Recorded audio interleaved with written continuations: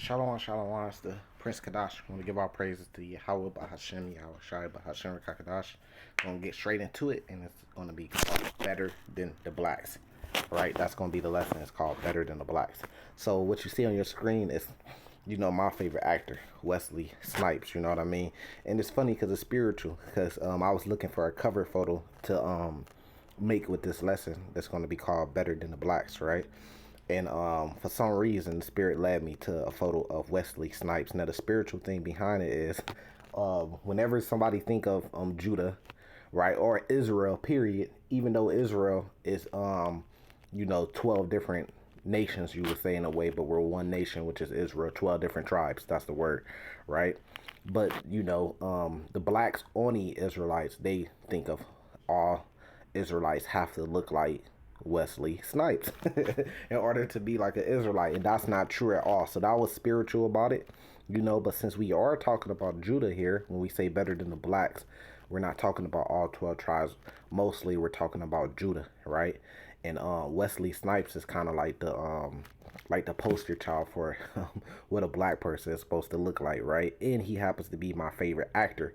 Now, if you remember this movie New Jack City, right? There was a scene in New Jack City. Now you have to bear with me because I forget the actual terms, but there was a Italian, I believe he was from the Italian mafia guy that came in, right? This is farther on in the movie, probably like close to the middle of the movie, right? And Wesley Snipes was sitting at a table. They were talking about business. Something went wrong, right? And Wesley Snipes got up and he pretty much slammed the guy to the table, and he cut off the back of his hair. He had long hair that symbolized something to them, and he cut off his hair, and I think he called him something and sent him out of there, right? And the whole thing around that is that he wasn't taking no more bullshit from them, because in a way they were acting like they were better than the blacks, and he was empowered now. So he was showing that he's empowered now, that he's running shit now, and you don't get no fuck, even if you come from the mafia, because they like to portray the mafia as being the biggest gang, the greatest gang family in America, and they're not, because they underplay the blacks, right? So a lot of times, like going with, if you know who Frank Matthews is, you have to do your research. He was one of the biggest black, so-called black drug dealers of all time. This was, I forgot what years, but this was way, way, way before even Frank Lucas, and I mean all the rest of them. He like, maybe it might have been the 60s. I'm not sure, but I could be wrong on that, or maybe the 80s, but somewhere between those times, right? And they said that he actually got away because he was going to trial. He got tipped off that they was going to take him to custody. He went to the bank, took a whole bunch of money, took a wife, a woman that he was with, and the last time they seen the detective seen him, he was getting on a plane, and they don't know, they never heard anything from him since that time. So some speculate that he died, some speculate that he actually got away and went to like Cuba or some shit like that, right? And he used to feud. One of the things in that documentary of Frank Matthews is he moved into a rich neighborhood where I believe the Italians, the mafia, was a lot of members owned big real estate in that area, and pretty much they was kind of astonished at how a black man can make so much money to live in that neighborhood. Now you got to remember, the bosses was worth hundreds and hundreds of millions of dollars. If you're a boss, under boss, and a boss, they the family bosses, which is like the family fathers, was worth damn near billions of dollars at some time.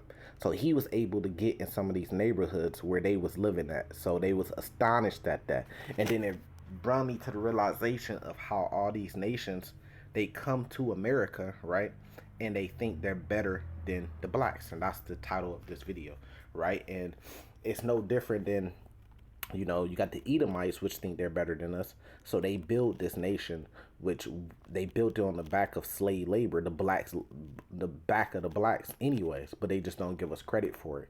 So they feel like, the USA is theirs, right? Then you have other nations that come to America and they want to fit in and they want to chase the American dream. Well, what is chasing the American dream? Chasing the American dream is you trying to be like the white man.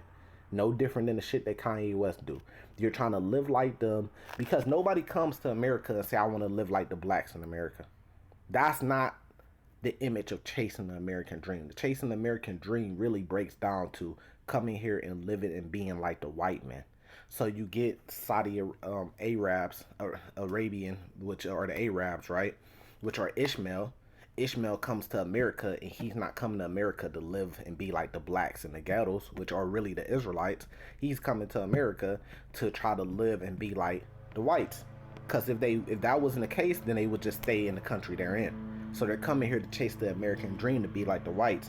Now, what happens when they do that is they kind of try to skip over the blacks. So they don't want to. They know they can't be number one because the Edomites are number one. So what? They want the second place. They want the third place, leaving the blacks in the last place. You know. So they want to be. Look, I'm not. I know I'm not as good as the white man. I'm trying to be like him, but I'm better than the blacks. The Asians, they come over here because they got a whole country. You know, different countries in Asia. You know, whether it be China, South Korea, Japan.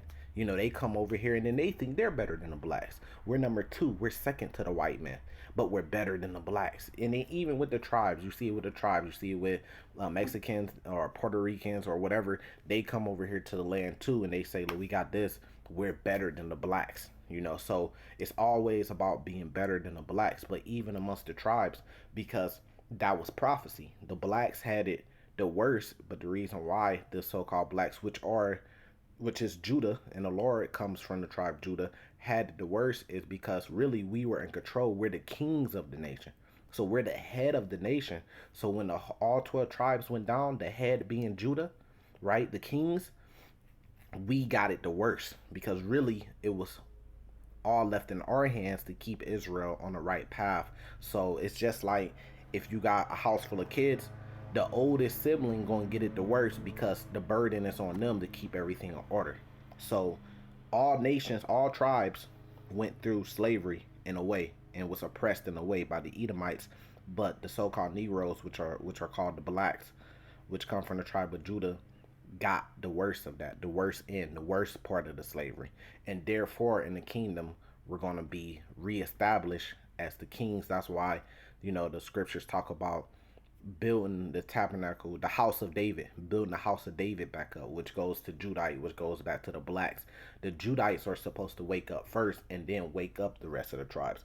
We're not the oldest brother, right? And the Levites have a special place too, of course, and we're not the oldest brother, but which the Levites are older than us, but we're the in charge. We're the kings of the nation because that was the burden that was put on Judah because the Bible tells you, you know, how all the tribes really come from Judah. If the Lord was to come down on earth, he would come down as a Judite. And I'm not talking about Yahweh. And then we know Yahweh Shai comes from the tribe of Judah. So let's get some precepts on that. We start right here. And it's just kind of funny, you know, how you notice that everybody wants to come here and nobody, and this is part of Esau's doing too, you know, and nobody looks at the blacks to say, all right, let me come over here. I'm coming to America. Let me do something for the blacks. Everybody come over here and they want to use us. You know, they want to use us for things.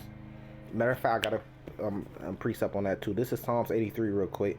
Verse 1, it says, keep not thy silence, O God, hold not thy peace, and be not still, O God. For lo, thy enemy make atonement, and they that hate thee have lifted up the head. So even all the other nations, they lifted up their head against us. They say they better than us. Right? It says, they have taken crafty counsel against thy people, and consulted against thy hidden ones. They have said, come and let us cut them off from being a nation, that the name of Israel may be no more in remembrance. Right? For they have consulted together with one consent. They are confederate against thee.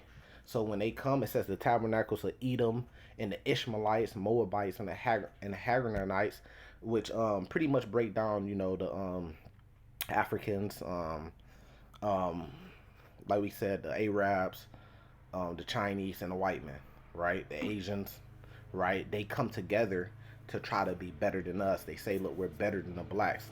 Now that brings us here to Jeremiah 30. Bear with me, I'm trying to break something down. Verse 7, it says, at last, for the day is great, so that none is like it. It is even the time of Jacob's trouble, but he should be saved out of it. For it should come to pass in the days, say the Lord of hosts, that I will break the yoke from off thy neck. So in Psalms 83, right, they put that yoke on us. They was confederate against us. They consulted against us to take our heritage away. The Lord said he gonna break that yoke. It says, and will burst thy bonds, and the strangers should no more serve themselves of him. You see? So what are they doing right now? They're serving themselves of us. They come to America. They say we're better than the blacks. We not coming here to live like the blacks or help the blacks in any way, but we're gonna sell our products to the blacks. That's why you see the Arabs got all the car lots, the liquor stores. You know, they're making money. They're not taking the money from Esau. They're not opening up liquor stores. See, Esau, he would rebel against that. He would fight against them and get them the fuck out of here if they was doing that. Open up liquor stores in the west side or the good side of the city and open up liquor stores on every corner and taking Edomites' money. The Edomites would say some shit about that and get them out of their fucking, you know, their side and their, you know, their fucking neighborhoods and shit. We don't do shit about it because that's how broken down we are. We just go and give them our money. And that helps them serve themselves of us.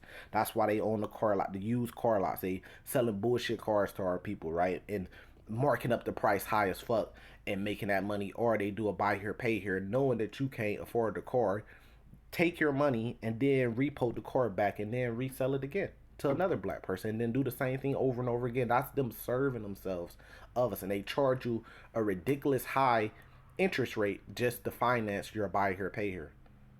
Right? So you pretty much not even paying on the balance of the car. You're just paying most of your money in interest. And that goes to the banks with the Edomites. They give you a loan, right? But if you got the same credit as an Edomite got, they gonna get a better loan and a better interest rate than you is. Your interest rate may be 3 times higher than theirs just because you're black, or they may not even give you the loan. Right? And then same thing with the Moabites. They come to America, they open up nail salons, beauty parlors, and fucking massage parlors and everything. But this shit is all around the hood, you know, because black people, you know, they have that royalty like mindset, kind of like Nino Brown, Wesley Snipes, and New Jack City, where they want to be pampered. They want to get their nails did. That's in our blood because we're really supposed to be royalty. They want to get their nails did. They want to get their eyebrows lined up, their hairline. They want to get massage. They want to sit and relax. So these agents, they know that and they play on that. The black woman, Judite woman, you know, she wants to get the blessing of her hair, her glory back. Isaiah chapter 3, the Lord smite their scalp, right? So they want to get that back. So they go buy fake hair. And the agents are right there to give it to them so they can make that money. Now, when they make that money, they don't take a percentage of it and invest it back into the hood, into blacks. They take that money and they send that back to their country. They bring more of their family over and they have budgets and funding for their family based off our money that we have to slave and work hard for most of the time, that we have to work 11, 12 hours a day for. It's pretty much in sweatshops, warehouses, doing the hard labor that makes everybody else able to do their job. But we really get no credit for it, you know, and this is a part of Esau. So that's a part of the other nations serving themselves of us, right? But the Lord said he's going to break that yoke, you know, and then you read Isaiah chapter 61, which is the good gospel. It says the Lord is going to free us. Matter of fact, let's go to it.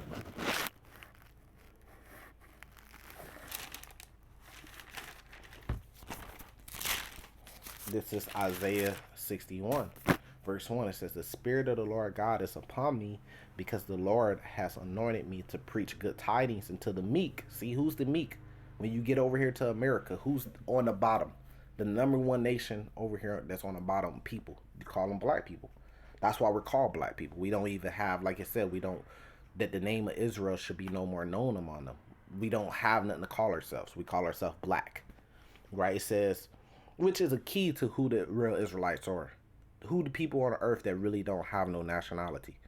Why? Because they are really, their true nationality is being the Israelites. It says, he has sent me to bind up the brokenhearted. Who's the brokenhearted when you come here to America? Do the Asians look like they're brokenhearted? Do the Arabs look like they're brokenhearted? Does the Edomites look like they're brokenhearted? No, they're in their kingdom. They're having shit.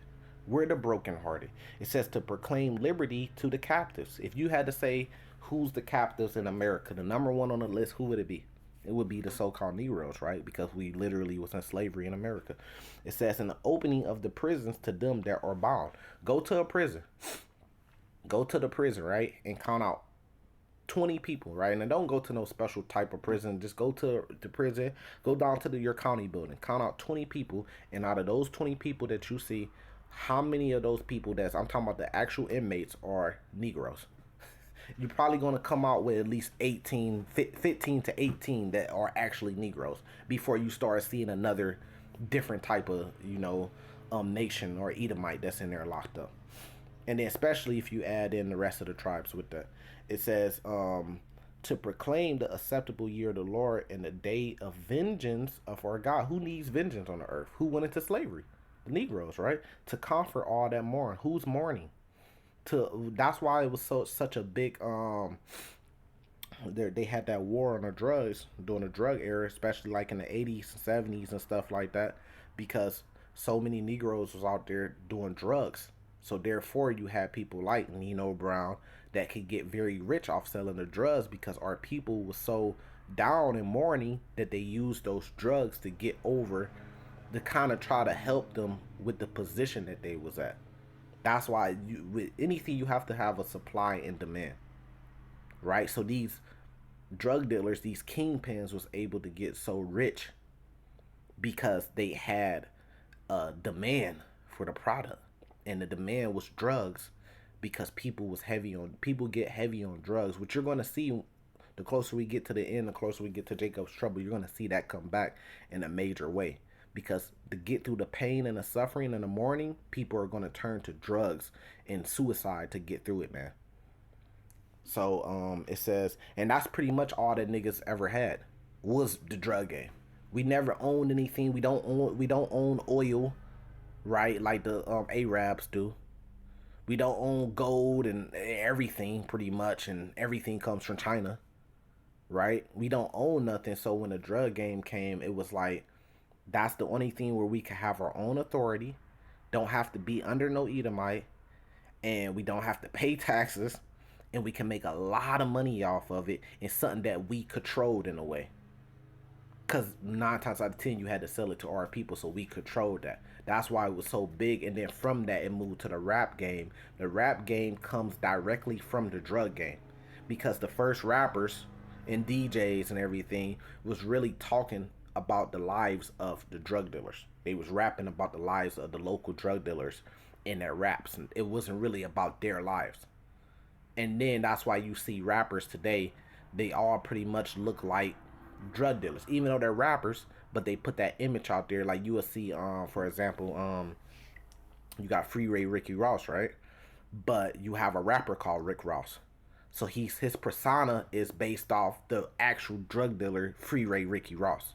You would hear in plenty songs like if you everybody that listen to Lil Wayne, he always talk about pretty much mafia music. Well, Rick Ross got a song called Mafia Music, but Wayne talks about Costa Nostra, which goes back to the mafia, which goes back to the mob. He has a song called MOB, Mob, right? Drake has a song called Mafia something, Mob Ties, right? So a lot of these rappers is constantly referring back to real life gangsters, pretty much, or they take their name from real life gangsters, right? Let's keep going. Let's jump to back to Deuteronomy 28. Get some of the curses, because that was a curse that was put on us. So when everybody come here, they pretty much look at us like they're better than us. This is Deuteronomy 28, right? I just want to get straight to the point. So like verse 32, it says, thy sons and thy daughters shall be given to another people, and thy eyes shall look and fell with longing for them all day long, and there shall be no might in thy hand. We don't have no power. These other nations could come here and skip the line past us and get ahead of us in place, because we don't have no power. We don't have none. See, they come here with power. Some Arab, a group of Arabs may come to America, but they got an unlimited amount of funding from Saudi Arabia. So they could go get in real estate, buy houses. Shit, they say China owns most of the property here in America, or a great portion of property in America. So they could get funding. They don't have to go to the white man bank, US Bank, and get funding. They could get funding from Saudi Arabia. They may come over here with a $500 million credit line, and then they could come over and open up car lots and stuff, and then they just have to pay a tax back to that bank or pay that loan back. We don't have no shit like that. We can't go down to the bank and get a $5,000 loan. You better have a title and go get a title loan somewhere. And then your interest rate gonna be out the fucking roof. And if you don't pay the payment back, then they gonna take whatever your car. You see, most of us, majority blacks, we couldn't go to the bank and get a $5,000 loan right now. They coming from their country with $1 million, $100 million credit line. So they could come over here, get in the real estate game. They could come over here, open up car lots. Come over here, open up corner stores, liquor stores, food stores, selling wings and shit. When you go into an Arab clothing store, right? Notice the type of clothing. Who are they directing their sales to? 9 times out of 10, the sales is going to be directed towards black people. They're going to have black fashion in there. So then you got to ask yourself, why are these Arabs selling black fashion? That's them serving themselves of us. That's them getting rich off of us, taking our money, taking our resources out of our hood, out of our people, and then giving it to their people. The little bit that we got, and all we got is crumbs. It says, verse 33, the fruit of thy land and all thy labor shall a nation which thou knowest not eat up. Right. You work the janitor jobs. You work the laborer jobs. You work the employee jobs at the warehouse, the bottom level. And guess who's getting rich? It's a fat white Edomite in the office. And thou shalt be only oppressed and crushed away, so that thou shalt be mad for the sight of thy eyes which thou shalt see. This shit makes you mad. Surely oppression makes a wise man mad. When you see this and you're driving around your hood or you're driving around your city and you're looking at the business and you see all the Arab businesses in the hood and you see all the Chinese businesses in the hood and then you see all the white man businesses and then you may see one or two Israelite businesses that manage to actually open a business, but they can't really compete because they don't have the funding there and they don't have the prices. They can't get the prices. And you see that shit kind of make you mad. Like, what the fuck? Why don't we own this? And then they treat you like shit. They sell it to your people. You go in the chicken store, they want to talk to you all crazy, like they better than you, better than the blacks, right? You go to and they got all these rules in they store, but they really and then like I said, they not taking that money and putting it back into us. They taking that money out of the hood. We never see that money again. They ones driving around in fucking Ferraris and Corvettes and Camaros and shit, and we don't have nothing. It says, verse 35, the Lord shall smite thy in the knees and in the legs which thou sore botched that cannot be healed, from the sole of thy foot unto the top of thy head. It says, the Lord shall bring thee and thy king which thou set over thee into a nation which neither thou nor thy fathers have known, and there shalt thou serve other gods, wood and stone. So we even have to serve their gods, wood and stone, rather than serving the true Lord Yahweh, Bahashem Yahweh Shai, the Father and his Son. It says, and thou shalt be a astonishment. See, we're a astonishment, man. A proverb, niggas, and a byword among all nations, whether the Lord will lead thee. It says among all nations. So that's why they come over here and they, man, these niggas, man. You know, we become a proverb. We're better than them. Look, they're astonishment. Look how the blacks. Look, we can open up a clothing store, right? And get all the clothing that they like to wear. And they're going to come and bring us all their money every weekend. We become an astonishment. The Arabs, man, they not opening up fucking stores and they ain't got Hollister and shit like that and regular jeans and shit like that, kind of aiming at Edomites to come buy that shit. They are aiming at the blacks. You been to a City Trends before? You been to a Utah before? See? Let's jump to here, let me get My pocket for Wisdom of Solomon, chapter 5.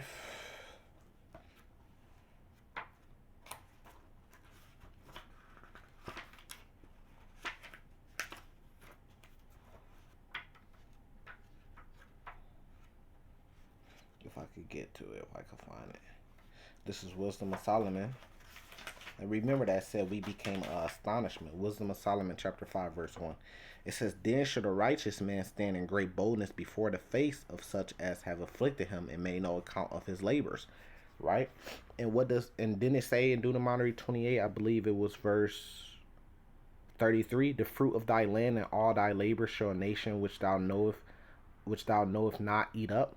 Right?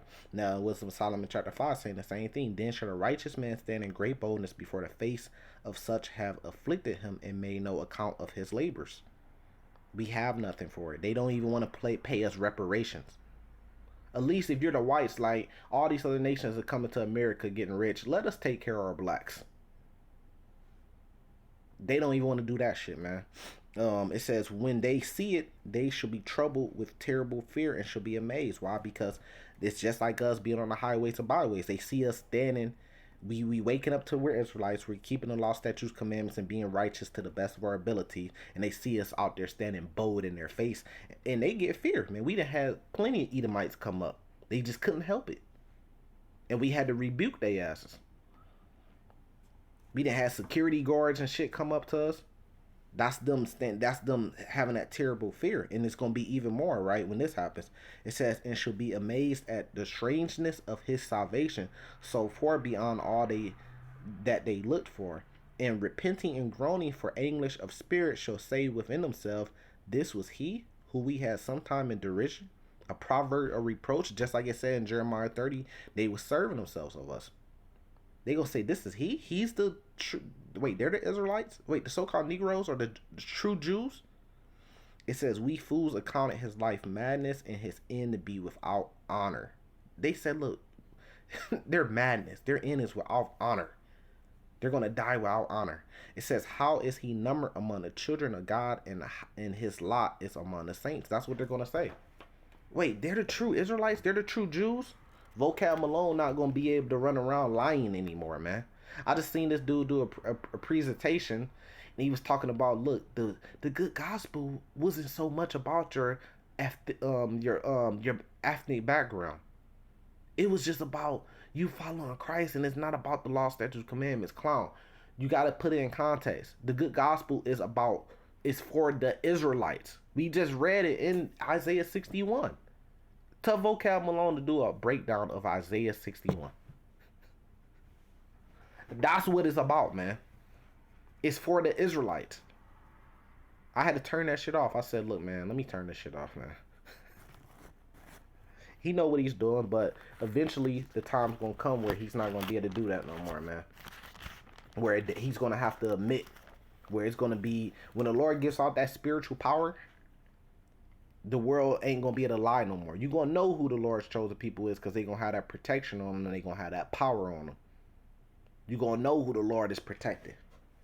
And then that's when they gonna come up against us, man. This is Genesis 49. This is gonna happen.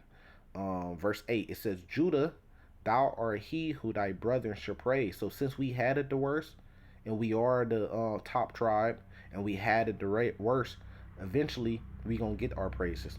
We gonna be put back in that position. It says, thy hand shall be in the neck of thy enemies. Since we had it the worst, and our enemies came up against us worse than any other tribe, we gonna have our fucking hand in their neck. Right? It says, thy father's children shall bow down before thee. Right? Because when all hell break loose, man, I said this before, when all hell break loose, who you think gonna be running these cities, man? Jake gonna be, in particular, Judah gonna be running these cities, man. You go to a place like St. Louis, who you think gonna be running St. Louis, man? Judah. They gonna have their neck on their hand, on their enemy. They gonna have their hand on their enemy's neck, man. Who you think gonna be running downtown? That shit's gonna be trodden down and overtook by Judah. They gonna be running that shit out there deep. Right? It says, Judah is a lion's whelp. From thy prey, my son, thou art gone up.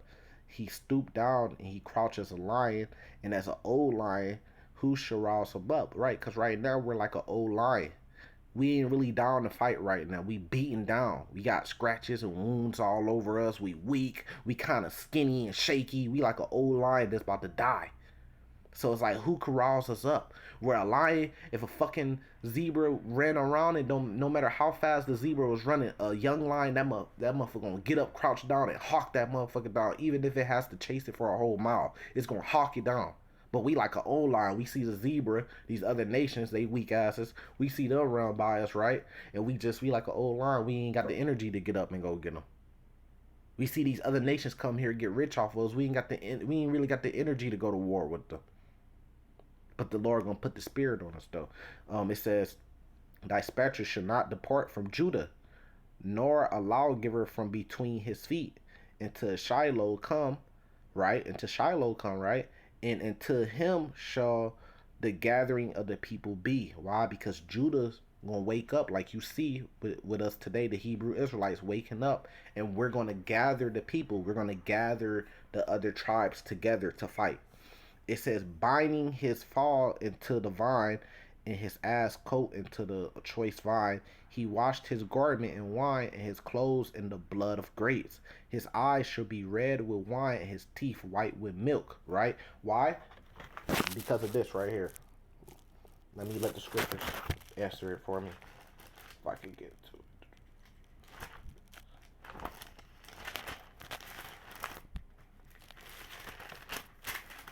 Because of this right here, if I could get to it.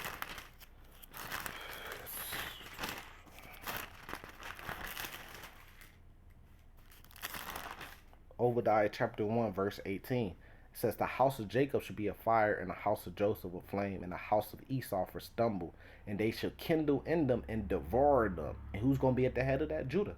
It says, "And there shall not be any remaining of the house of Esau, for the Lord has spoken it." Why? Because the Lord going to put that spirit on us, like I said. That old lion, the Lord going to put the spirit on that old lion to rise up and fight. And we gonna be like a fucking fire and a flame in the house of Esau. Esau gonna have nothing but stumble. It's gonna be destroyed, ran down, right? And why? Because the Lord has spoken it. So right now, the title of the lesson, "Better Than the Blacks." All these other nations, they definitely feel like they're better than the blacks, even amongst the tribes. But you gotta remember, the blacks are the kings, and they gonna have that position back. You can see it in us. We just don't have no power. You can see the royalty in us. You can see that we're really the kings, we're really the leaders. You can see that in the blacks. You can see that shit like, man, look, them people, the whole world is copying their style. The whole world wants to be like LeBron. The whole world wants to be like Jay-Z. The whole world like looks at these rappers as entertainers and shit and look up to them and steal different styles from them.